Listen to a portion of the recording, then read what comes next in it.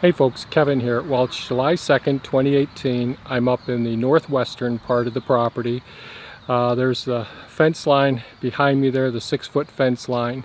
And as you can see, it's probably not nearly fully 6 foot tall anymore because we've been raising this part of the property. What you'll see there is quite a bit of wood chips behind me on the ground.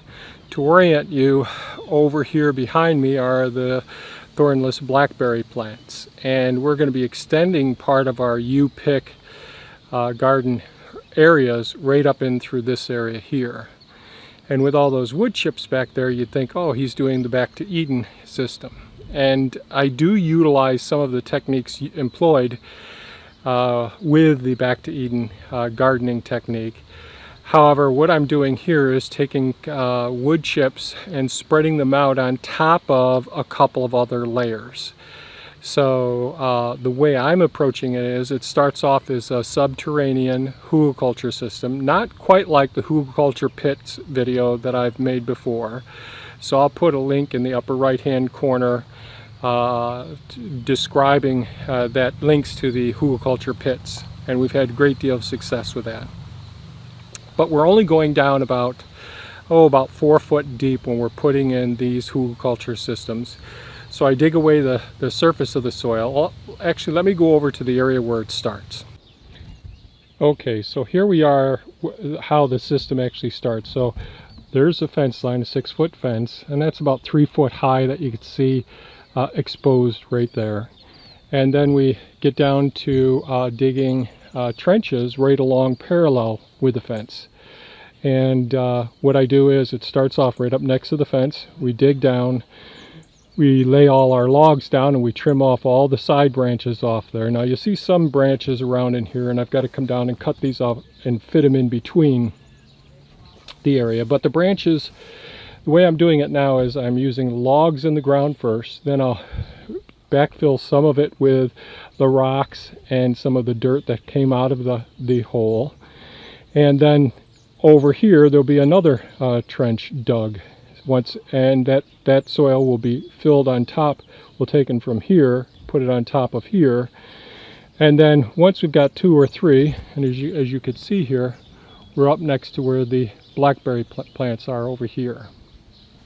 So what'll end up happening is, ultimately, all along in here, we'll have trenches of logs buried, about to this depth here, so about 3 levels thick.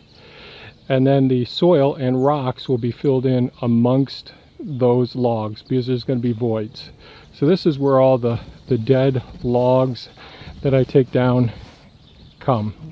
There will be some smaller limbs and trees, and I'll take the excavator and I'll push these right down into the crevices in between and then backfill it. So then we come up here. These are all areas that have been dug down and recovered. So this one was done this spring, so it looks kind of rough here. I'll go over it with the excavator, smooth it out. These were done last year up in here.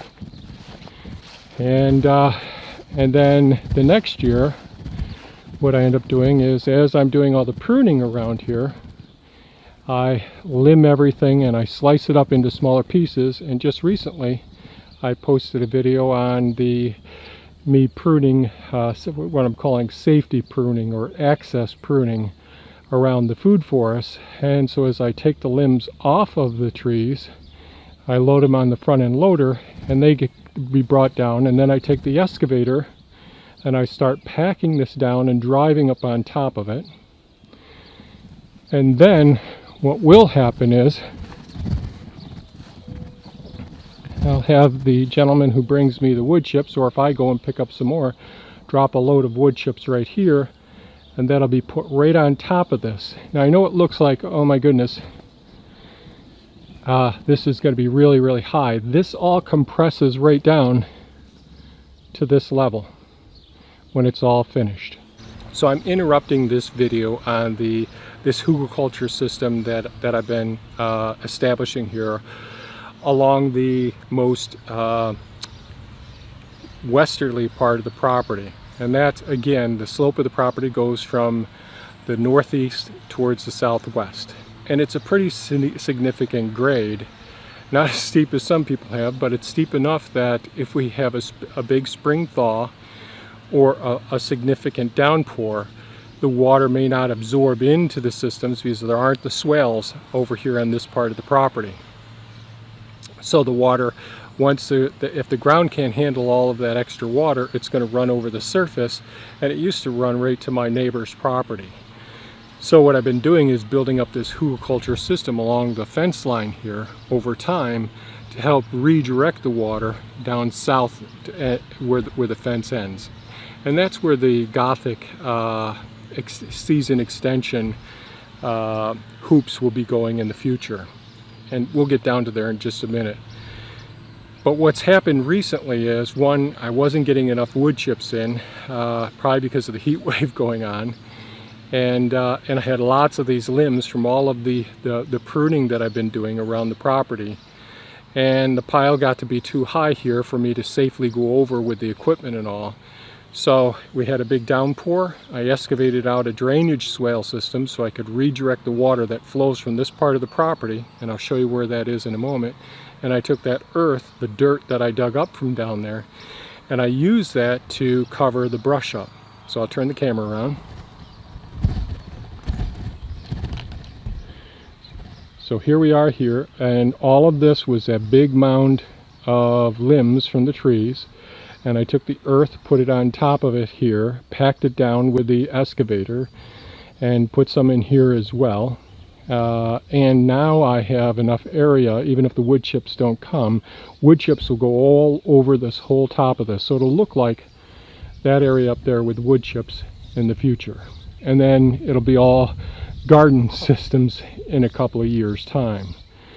But the wood chips will go up in here, and I actually want to create it so that it slopes up towards the fence line so I can direct any excess water down this whole system down here and go past that's the outdoor kitchen over there.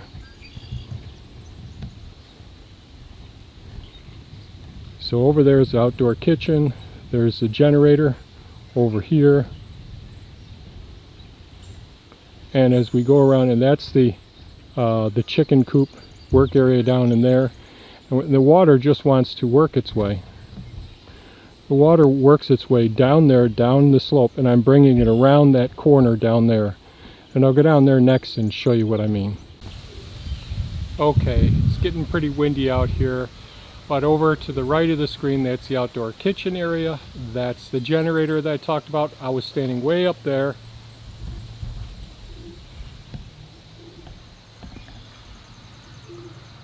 Way up there, and that's where the system's being built up. And you can see over time I've been building up the chips and the hugelkultur system here to the left side of the screen.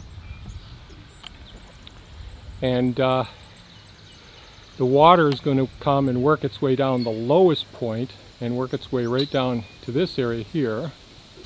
So the water is going to work its way down along the fence line here, several feet away from the fence line, because it'll be sloped up towards the fence.